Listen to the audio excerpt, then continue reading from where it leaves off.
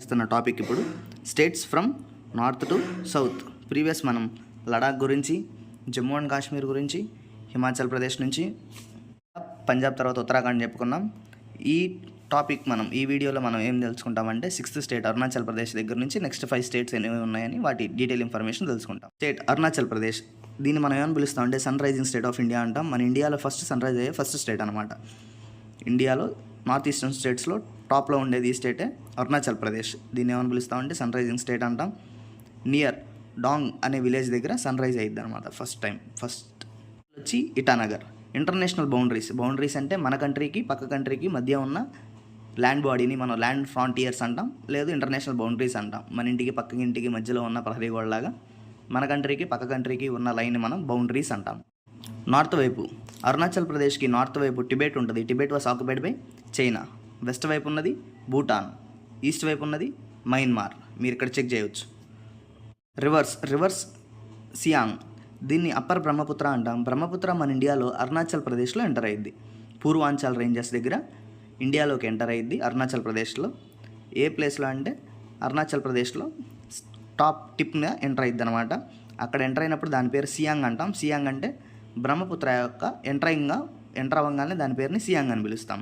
తర్వాతది సుబన్సిరి అనేది largest tributary of బ్రహ్మపుత్రకి లార్జెస్ట్ ట్రిబ్యూటరీ సుబన్సిరి. తర్వాత దిబాంగ్, లోహిత్, ఈ రెండు కూడా బ్రహ్మపుత్ర ట్రిబ్యూటరీస్ అనమాట. ఈ రెండు కలిసిన తర్వాత దిబాంగ్ మరియు లోహిత్ కలిసిన తర్వాతే ఈ సియాంగ్ అనే పేరు బ్రహ్మపుత్ర లాగా మారిద్ది అనమాట. After the tributaries Dihang and Lohit merging with Siang, the name is converted into Brahmaputra. Arunachal ప్రదేశ్లో ఉన్న national parks. Namdapha national park. North eastern స్టేట్స్లో ఉన్న ఒకే ఒక లార్జెస్ట్ నేషనల్ పార్క్ ఏంటంటే Namdapha national park. North eastern states మొత్తం నార్త్ ఈస్టర్న్ స్టేట్స్ ఎన్ని ఉంటాయి? 7 ఉంటాయి. వీటిని మనం 7 సిస్టర్స్ అంటాం. సిక్కిం అనేది నార్త్ ఈస్టర్న్ స్టేట్ కింద మనం కన్సిడర్ చేయం. సిక్కిం.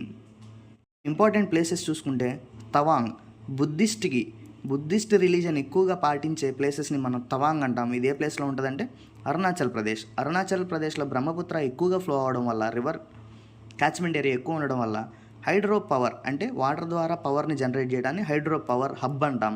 హైడ్రో పవర్ జనరేట్ చేసుకోవడానికి చాలా ఎక్కువగా అబుండెన్స్ ఆఫ్ వాటర్ అక్కడ సప్లై ఉంటుందని చెప్తున్నాం.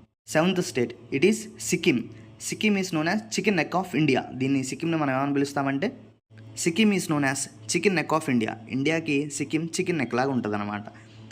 మనం ఇండియా నుంచి నార్త్ ఈస్టర్న్ స్టేట్స్ వెళ్ళేటప్పుడు సిల్గురి పాస్ అనేది నార్త్ ఈస్టర్న్ స్టేట్స్కి ఇండియాకి కాంటాక్ట్లో ఉంటుంది. ఇక్కడ చూడండి, నార్త్ ఈస్టర్న్ స్టేట్స్కి ఇండియాకి కాంటాక్ట్లో ఉండే పాస్ని మనం సిల్గురి పాసెస్ అంటే మీనింగ్ ఏంటంటే మనం నెక్స్ట్ చెప్పుకుంటాం.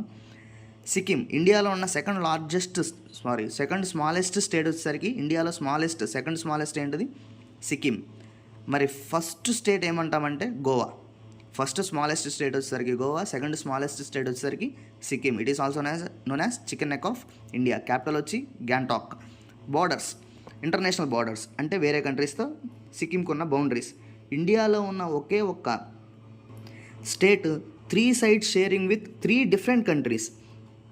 సిక్కింకి 3 different types 3 different కంట్రీస్తో బౌండరీస్ ఉంటాయి. Only Indian state which share the boundary with 3 sides with 3 different countries.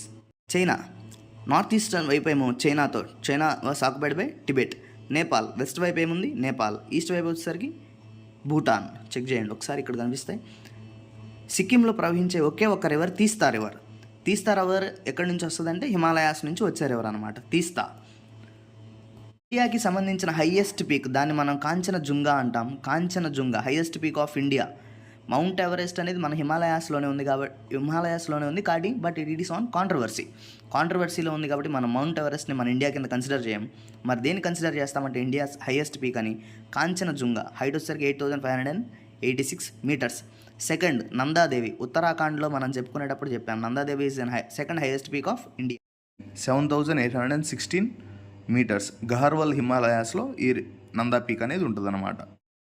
Passes అంటే మీనింగ్ ఏంటంటే హిమాలయన్ రేంజెస్ అంటే హిమాలయాస్లో కంటిన్యూస్గా మౌంటైన్స్ ఉంటే వాటిని రేంజెస్ అన్నాం. వాటి మధ్య వెహికల్స్ వెళ్ళడానికి ఏదైనా దారి ఉంటే వాటిని మనం పాసెస్ అంటాం. లిప్లేక్ పాస్, సిప్కిలా పాస్ లాంటి డిఫరెంట్ పాసెస్ ఉంటాయి. Sikkim lies in high seismic zone. Seismic zone అంటే ఎర్త్క్విక్ ప్రాన్ ఏరియా అని అర్థం. ఎక్కువగా ఎర్త్క్విక్స్ వస్తాయి అని అర్థం. మొత్తం మనకి 5 సిస్మిక్ జోన్స్ ఉంటాయి అన్నమాట. హైయెస్ట్ 4th సిస్మిక్ జోన్లో సిక్కిం అనేది ఉంటుంది. ఎప్పుడు ఎక్కువ 7.5 మ్యాగ్నిట్యూడ్ ఆఫ్ ఎర్త్క్విక్స్ అట్లా వస్తూ ఉంటాయి అనమాట. ఏ స్టేట్లో అంటే సిక్కింలో.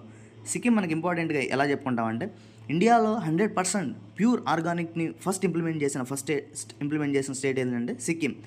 India's first state fully 100% organic state ఏంటంటే Sikkim. Answer is Sikkim. 8th state వచ్చేసరికి Nagaland capital Kohima. Article 371 of the Indian constitutions. Article 371 sub clause A ఇట్లా బ్రాకెట్లో ఉంటే దీన్ని సబ్ క్లాస్ అని చదవాలి. అంటే మీనింగ్ ఏంటంటే మన ఇండియన్ కాన్స్టిట్యూషన్ ఏవైతే అండర్ డెవలప్డ్ స్టేట్స్ ఉన్నాయో ఈ స్టేట్స్కి కొంచెం ప్రివిలేజెస్, స్పెషల్ స్టేటస్ ఇచ్చాయన్నమాట. 371 సబ్ క్లాస్ ఏ ప్రకారం నాగాలాండ్కి కొంచెం స్పెషల్ పవర్స్ ఇచ్చాయని ఈ ఆర్టికల్ డిరైవ్ చేస్తుంది. బోర్డర్స్ ఏ కంట్రీతో ఉన్నాయంటే మయన్మార్.